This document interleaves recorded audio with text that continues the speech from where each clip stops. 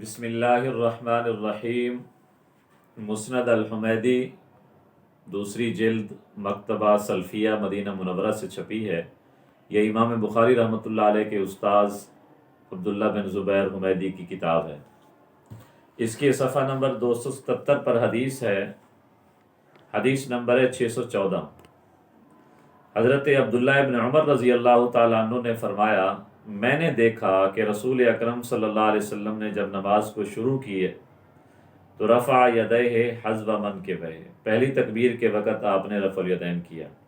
وَإِذَا أَرَادَ أَن يَرْكَعَ، اور جب رکوع کرنے کا ارادہ کیا، وَبَعْدَ مَا يَرْفَعُ رَأْسَهُ مِنَ الرُّكُوعِ، اور رکوع سے سر اٹھانے کے بعد فَلَا يَرْفَعُ، آپ نے رفع الیدین نہیں کیا۔